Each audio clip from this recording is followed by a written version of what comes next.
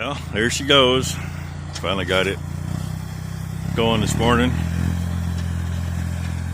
Be nice to have a bigger one, but you know, bigger one with hydraulic fold would be great. Now she's making lots of dust. She didn't make as much dust yesterday, but getting the dust beat out and fluffing it.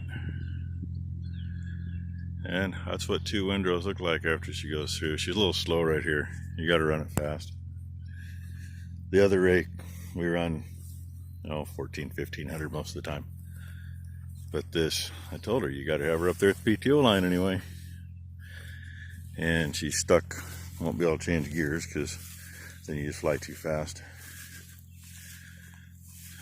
But there, late start. Too many other things going on this morning. Oh, by the way, it's Tuesday, the 23rd still. And that's what I could show you. Nice thing about this, it's twice as fast as running the other one through it. And everything looks good, but it's still wet. What's on top feels good. What's on the bottom feels damp. It's supposed to be 90 degrees today.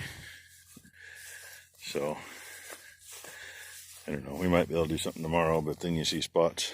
I don't know if you can see it or not. I can't see it in the camera, but right there and the spot there, those are still wet. Some there. But some sun and a little wind, take care of that. I doubt we'll bail tomorrow. I'm sure it'll, hopefully don't shower tomorrow like they say. It's going to be Thursday or Friday, I'm sure. And depending on how the day goes, she might get over this and go back over it again. I did a bunch of that last year to get stuff dry. Every little bit helps because, only so much of the damp stuff is up in the fluff where it can get dried out. Some of it's still down underneath. We'll get her done, one way or the other. Preferably while it still has some color in it. And I gotta go back up and get something done. Balers aren't ready yet. The other rake's still up on the hill. Number 2's not here. If she gets back, we'll get some of that done. So I'll get you some more. I told her it was faster than it was yesterday. She just got moving. She was clear over at the right edge of the screen when I got up here. Very last pass in the middle, and that's about the wettest spot in this field, is right in that low spot. She plugged her up. She's probably 10 minutes unplugging it. I just got up here. She figured she'd finish it before lunch, which she is. A little later than she eats lunch. Half the time she wants to go in at 11 o'clock for lunch. It's like, I just had breakfast like 6 hours ago. Give me another hour, and then by the time I have dinner, it'll be in the middle instead of the offset of the day. But there's what looks like scattered out. We got actually a breeze out of the north today. That just kicked up. It wasn't doing much earlier. It was a little breezy, but not much to worry about. Not much to get excited about either. And all she's got's the corners. Then she's done. She got one passed down to the other end, what she said. And if it's going to blow like this, I may have her come back out and do it again today. Usually when we end up hitting a piece a couple of times or 3 times a day, it's a small patch because we were too chicken shit to cut very much because it was going to be wet. And that's what I did last year. I cut our bottom that's already pastured off, and the other side of those trees, strip in there I did. I mean, there were, 3 to 5 acre patches. And this, there's almost 20 acres since this field here isn't split. And that one we used to figure it at 7 acres, and I don't know, it's at least that, I suppose.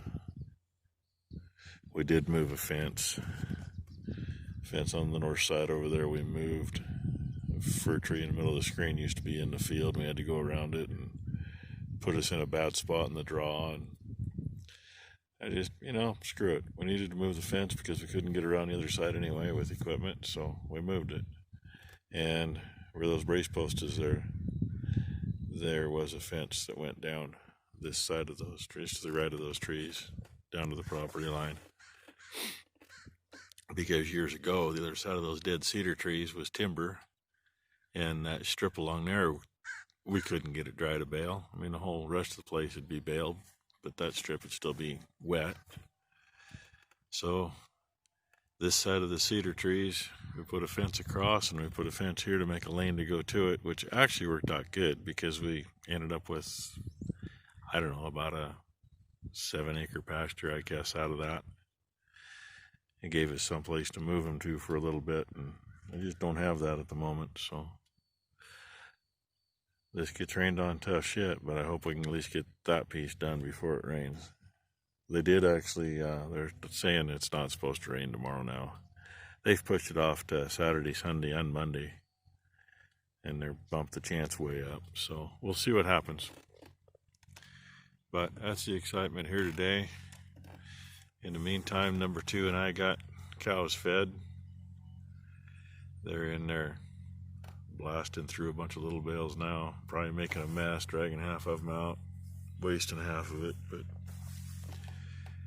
And I got the master cylinder 8 put on that versatile, I think. I gotta bleed it yet, but for lack of anything better, I put a jump line in it to just run back into the one reservoir.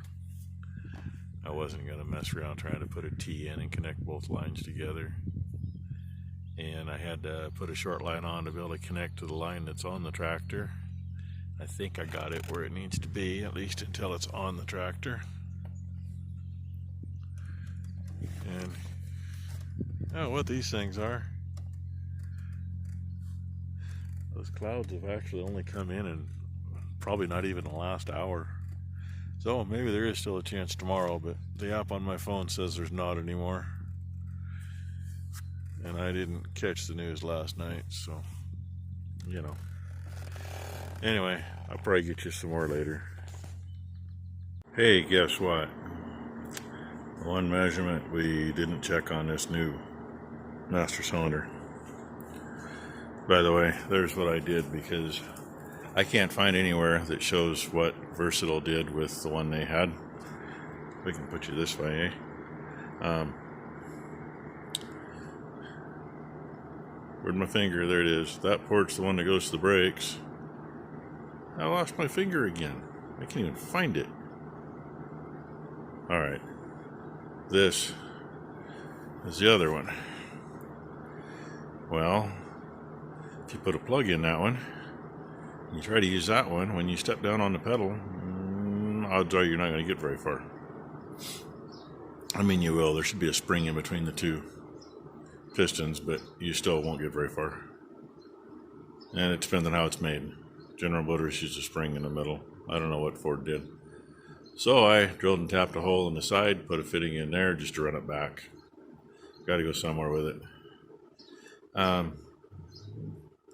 Found out I had another, it's down in the barn, had another short piece like this, because on that other, there's the other one.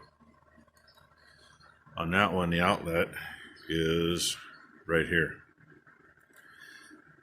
Well, I didn't think there's enough line there to come up to get into this. Yes, there is. And with the other one on there, the firewall is right here. So this will be on the engine side of the firewall, and the other would have been in it, but I couldn't get it through the hole with it on it. So I had to take it off. Then found out, oh, hey, the line will make it there. Just had to twist it and give it a little bend, and it's close to where it needs to be. I had it hooked up. Went to put this thing in the hole and put the bolts in, and I got one bolt in, couldn't get the other one in. Kind of hard to measure that way, but that's roughly between 3 1/8 and 3 1/4. Depends on how you look at the yo-yo cross-eyed. This one is 3 3/8 centered. So I'm debating. Do I just oversize the holes so that I can accommodate, or do I take the die grinder and hog one side out? Personally, I think I'm going to oversize them. Gives you more room. Hopefully I get it close enough. I guess I'm going to find out. Okay, 3/8 drill bit. Drilled on an angle, cleaned up with a rat tail. I'm not quite all the way to one line, but I am to the other. I'm going to go see if that'll work. It's in there. Bolts are in. Bolts are tight. The almighty Napa M2405. That one cataloged actually for a 78 Ford F150. You see why it's a fun job. And luckily the line actually made it and hooked up. It's tight. I hope it ain't leaking. I'm going to fall off here in a minute. It's been a day, not moving that good.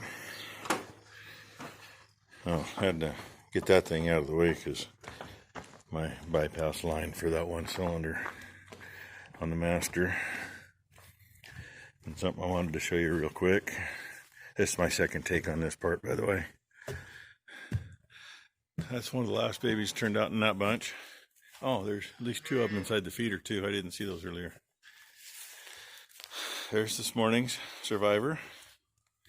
These cows got the lot in the barn again, since we had to lock them up anyway. And the array of calves out here, from one over there that ain't too much bigger than my dogs. The big one moved. That one right in the center of the screen, she was laying next to that one just south over there. She's a big girl. I don't know who she is, but she's a big girl. But, you know, we started calving in January, and here it is the end of June. So, anyway, I'm going to go call in dead. It's, I don't know, pushing 5:30 if it's not. Yeah, pretty much. So, I'm going to go find me a shower in a cool spot. If I can peel my clothes off today, because we passed 90, clouded up, humidity came up. Last I looked, humidity was like 85%. I don't like that stuff. So, oh yeah, anybody wants to take that part number and put on a 936 Versatile, slot the holes. You got to slot them out. It's got to be just about 3/8 of an inch wider to the outside of the holes than it came. But it's in there, and it's going to work one way or the other. All right. Thank you for watching. If you haven't done so yet, please hit that like and subscribe if you haven't done that yet. It all counts. YouTube points. Okay. Thank you, everybody.